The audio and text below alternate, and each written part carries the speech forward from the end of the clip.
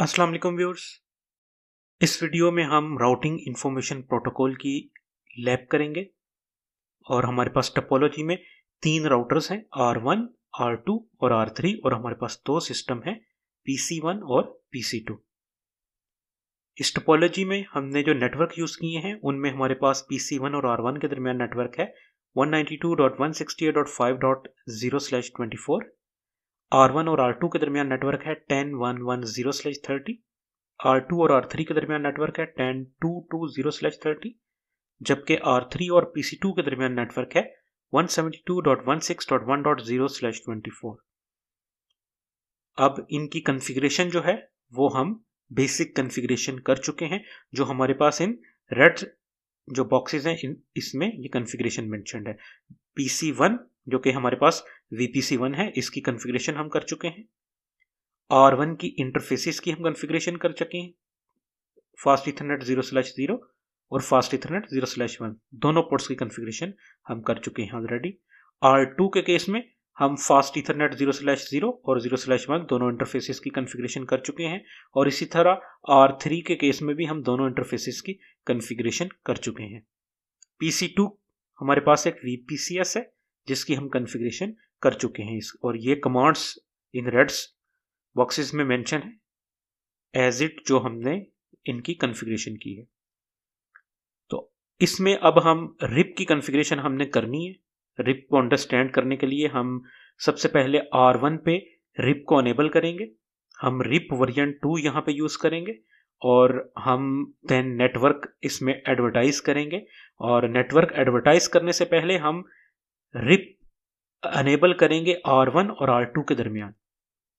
तो उसके लिए हम क्या करेंगे कि हम रिप में वो नेटवर्क ऐड करेंगे जिस नेटवर्क पे हमने राउट्स को एडवर्टाइज करना है, और वो नेटवर्क R1 और R2 के दरमियान कौन सा है, ये नेटवर्क 10.1.1.0। इसी तरह R2 और R3 के दरमियान हम रिप अनेबल करेंगे, और इसके लिए हम इस नेटवर्क जो यूज करेंगे वो है 10.2.2.0। तो सबसे पहले हम R1 की कॉन्फ़िगरेशन करते हैं।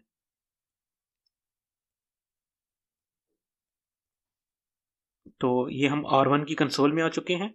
यहाँ पे मैं शो IP राउट, तो ये हमारे पास राउटिंग टेबल है। हमारे पास 10.1.1.0 और 192.168.5.0/24, ये हमारे पास दोनों नेटवर्क कनेक्टेड शो हो रहे हैं इस राउटर के साथ।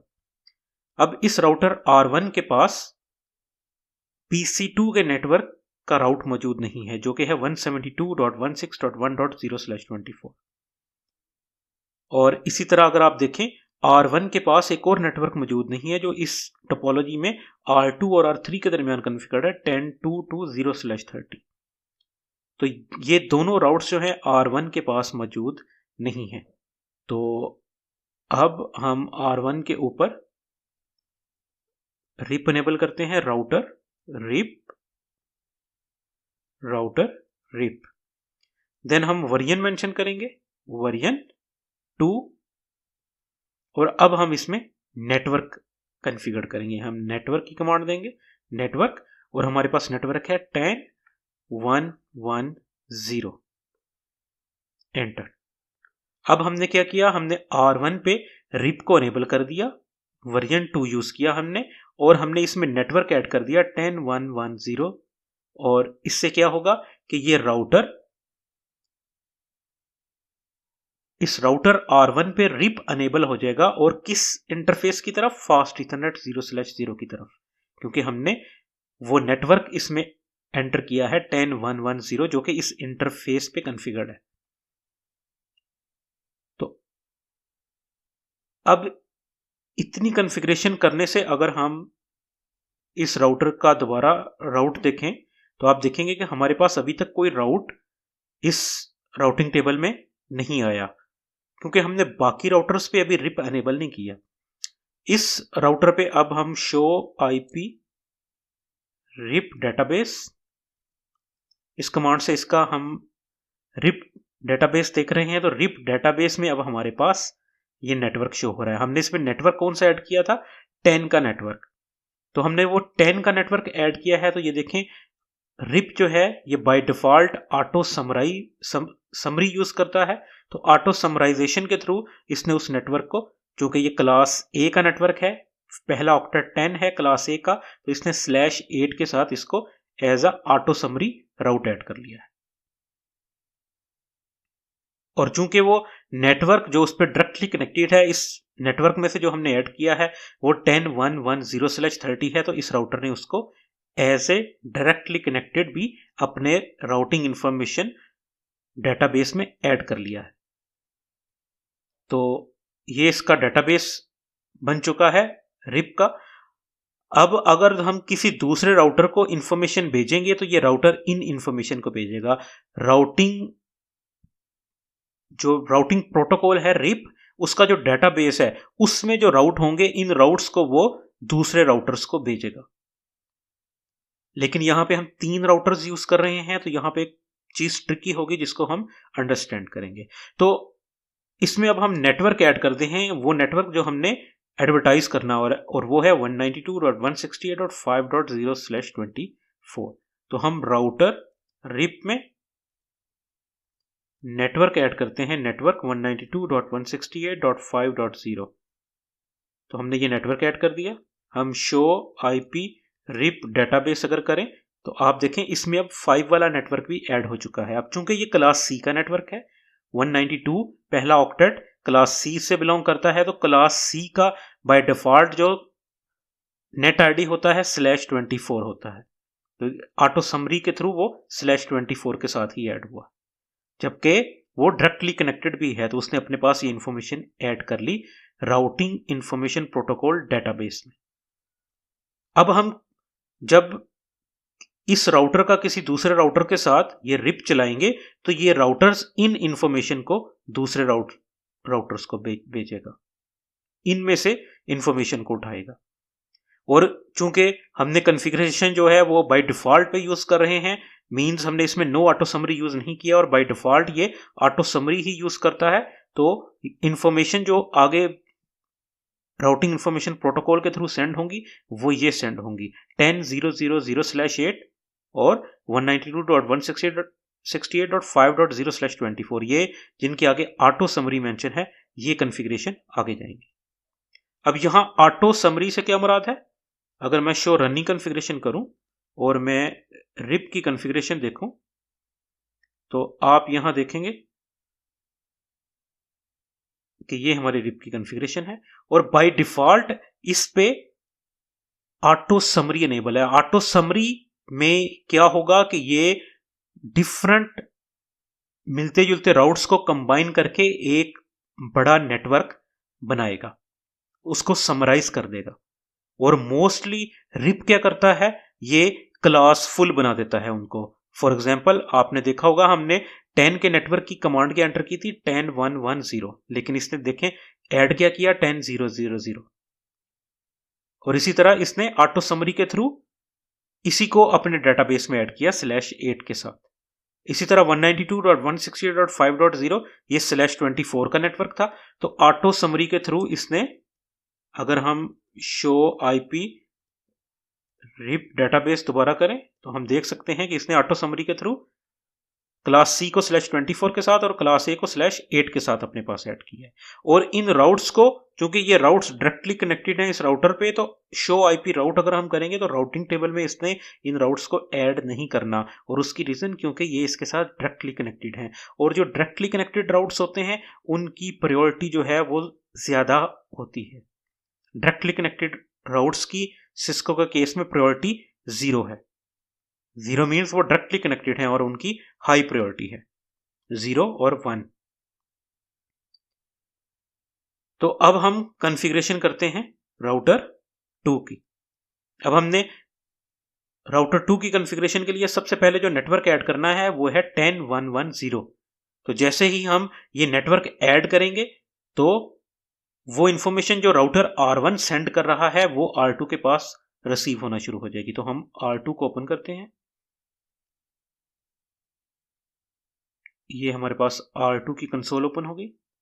अब यहाँ पे हम सबसे पहले देखते हैं शो आईपी रिप डेटाबेस। तो हमारे पास डेटाबेस एम्प्टी है, कोई डेटाबेस नहीं है।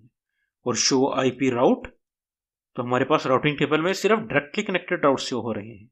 अभी रिप की डेटाबेस क्यों नहीं है? क्योंकि इस पे रिप तो हमने अभी तक चलाया नहीं है। तो हम सबसे पहले कॉन्फ़िग टर्मिनल में राउटर रिप, और देन हम इसको वर्जन बताएंगे वर्जन 2, और देन हम इसमें नेटवर्क ऐड करेंगे। अब नेटवर्क कौन सा ऐड करेंगे? 10110। तो 10110 हमने ये नेटवर्क ऐड किया, और अब हमने इसका इंपैक्ट चेक किया, शो आईपी रिप डेटाबेस। तो आप देखें हमारे पास रिप में, क्योंकि हमने 10 का नेटवर्क ऐड किया, तो इसने उसको ऑटो समरी के थ्रू /8 के साथ अपने डेटाबेस में ऐड कर लिया। अब इसने 10 के नेटवर्क के जितने राउट्स इस राउटिंग टेबल में मौजूद हैं उसको भी इसने अपने डेटाबेस में ऐड कर लेना है।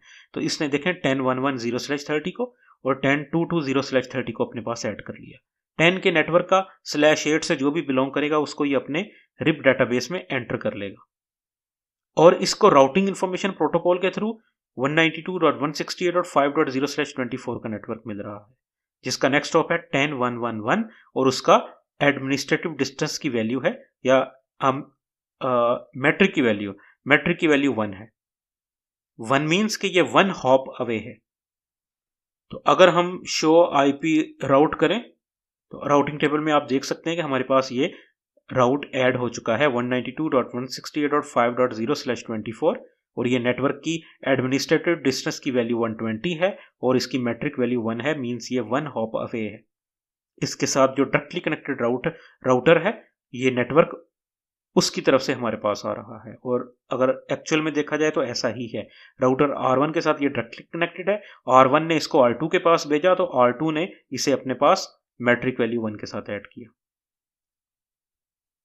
अब यहाँ पे एक और इंपॉर्टेंट चीज, R2 की अभी तक हमने सिर्फ 10110 वाली इंटरफेस ऐड की है, R2 की हमने दूसरी इंटरफेस ऐड नहीं की 10220।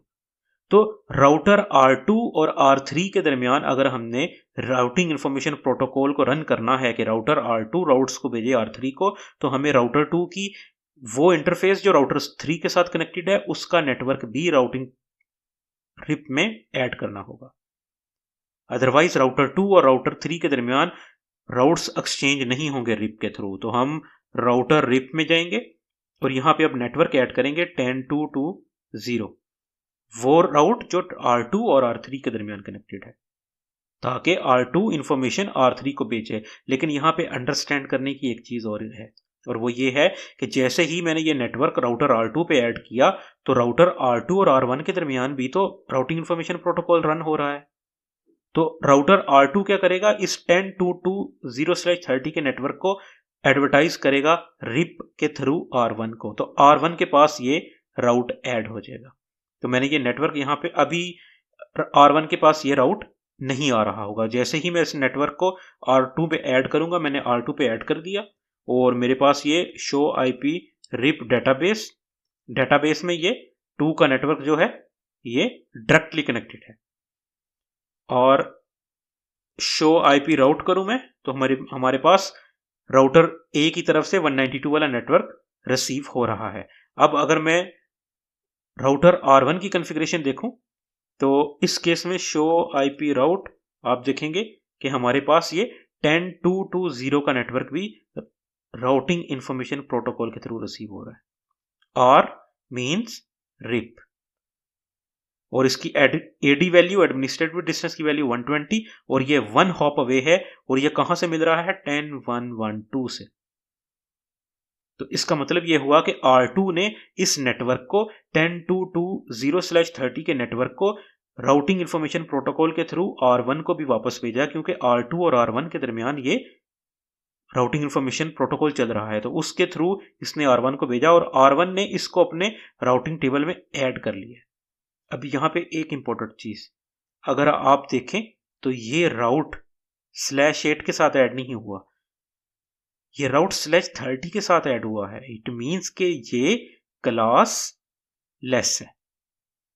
नाउ ये /30 के साथ क्यों ऐड हुआ, इस चीज को अंडरस्टैंड करते हैं। ये /8 के साथ क्यों नहीं ऐड हुआ, जबकि हमने बात की थी कि routing information protocol by default auto summarize कर देता है, तो इसने ऑटो समरी क्यों नहीं किया। उसकी रीजन, अगर हम show IP RIP database R1 का करें तो आप यहां पे देखेंगे कि /8 का नेटवर्क तो इस राउटर R1 पे ऑलरेडी ऑटो समरी हुआ है। तो ऐसा नहीं हो सकता कि R1 के ऊपर 10.0.0.0/8 का राउट R1 कहे कि ये मेरे पास भी है और कोई और राउटर भी R1 को बता रहा है कि 10.0.0.0/8 का नेटवर्क मेरे पास भी है।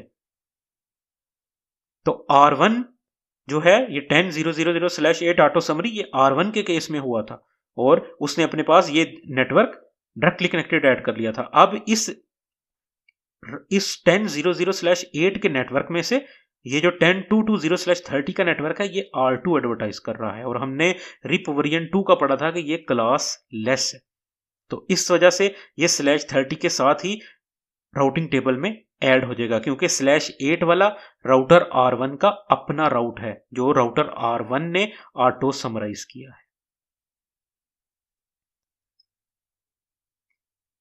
शो आईपी राउट हम करते हैं R1 पे, तो हम देखते हैं कि हमारे पास ये नेटवर्क राउटिंग इंफॉर्मेशन प्रोटोकॉल के थ्रू ऐड हो चुका है। अब ये नेटवर्क जो है R2 R3 को भी भेज रहा है क्योंकि हमने R2 में हमने ये नेटवर्क ऐड कर दिया। मींस अब ये रिप इंफॉर्मेशन R3 को भी सेंड हो रही है लेकिन R3 को ये रिसीव नहीं हो रही होंगी। अगर हम R3 का राउटिंग टेबल ओपन करें तो R3 को शो आईपी राउट R3 को ये रिसीव नहीं हो रही है। R3 के पास कोई राउटिंग इन्फॉर्मेशन नहीं है, ना ही इसके पास कोई रिप डेटाबेस होगा उसका रीजन क्योंकि R3 पे अभी हमने रिप अनेबल नहीं किया। तो हम कन्फिग टर्मिनल में राउटर रिप वर्जन 2 और देन हम नेटवर्क ऐड करेंगे। कौन सा नेटवर्क ऐड करेंगे? वो नेटवर्क जहां से इंफॉर्मेशन आनी है। और वो कौन सा नेटवर्क है? वो नेटवर्क है जो R3 और R2 के दरमियान कन्फिगर्ड है और वो है 10.2.2.0। अब ये नेटवर्क अगर हम ऐड करेंगे तभी R3 R2 से राउट्स को रिसीव करेगा, अदरवाइज ये राउट्स को रिसीव नहीं करेगा। तो मैं 10.2.2.0 का नेटवर्क जैसे ही ऐड करूंगा तो अब हम इसका show IP RIP database check करते हैं।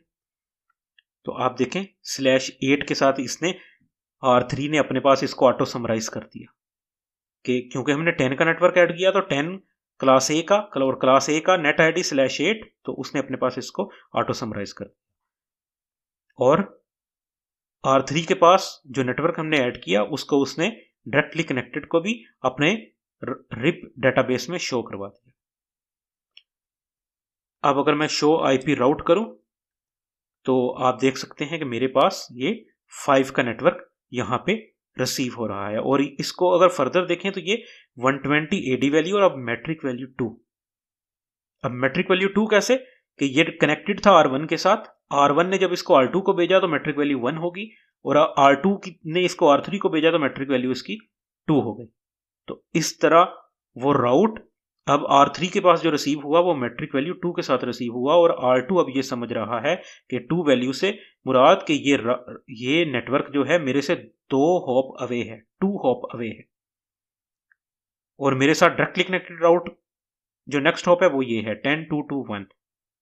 तो इसके लिए राउट R3 जो है इस नेटवर्क के लिए जो ट्रैफिक है वो किसको सेंड कर देगा? 10.2.2.1 को। और वो इंटरफेस इसकी कौन सी है? Fast Ethernet 0/0। तो राउटिंग इंफॉर्मेशन प्रोटोकॉल के थ्रू फॉरवर्डिंग डायरेक्शन में R1 से वो राउट R2 के पास गया और R2 से राउट R3 के पास आ गया। अब मैं शो आईपी रिप डेटाबेस अगर करूं तो ये मेरे पास रिप में भी अपडेट हो गया है। ये देखें 192.168.5.0/24 मेरे पास रिप के डेटाबेस में भी ऐड हो चुका है। और ना सिर्फ वो राउट एज इट ऐड हुआ है 2 मैट्रिक वैल्यू के साथ बल्कि उसका ऑटो समराइज इस R3 ने उसको ऑटो समराइज भी ऐड कर लिया 192.168.5.0/24 क्योंकि बाय डिफॉल्ट रिप वर्जन 2 में ऑटो समरी अनेबल होती है। इस वजह से वो अपने पास ऑटो समरी को ऐड करता है राउट्स को और उसकी प्रायोरिटी होती है कि मैं जो राउट सेंड करूंगा राउटिंग इंफॉर्मेशन प्रोटोकॉल में वो मैं ऑटो समराइज राउट सेंड करूंगा। लेकिन अगर दूसरे राउटर के पास ऑलरेडी उस लिंक में वो ऑटो समराइज मौजूद हो देन राउटर क्या करेगा? उसको सेंड करेगा दूसरा राउट। फॉर एग्जांपल हमने अब इसी केस में हम दोबारा देखते हैं राउटर R3 के पास एक राउट और आ रहा है। ये देखें 10.1.1.0/30 का। अब ये राउट कौन सा है? R2 और R1 के दरमियान जो राउट है। R1 और R2 के दरमियान नेटवर्क है 10110। अब चूंकि हमने राउटर R2 में इस नेटवर्क को ऐड किया हुआ है तो R2 इसको भी एडवर्टाइज कर रहा है R1 के साथ, लेकिन ये मैट्रिक वैल्यू इसकी 1 है क्योंकि ये 1 हॉप अवे है। ये R2 के साथ कनेक्टेड है और R2 इसको भेज रहा है R3 को। तो R2 जब इसको R3 को भेजेगा तो 1 मैट्रिक के साथ भेजेगा, क्योंकि R2 के साथ डायरेक्टली कनेक्टेड है तो मैट्रिक वैल्यू 0 हुई। R2 जब इसको R3 को भेजेगा तो R3 पे इसकी मैट्रिक वैल्यू 1 हो जाएगी। तो अब ये 1 हॉप अवे है।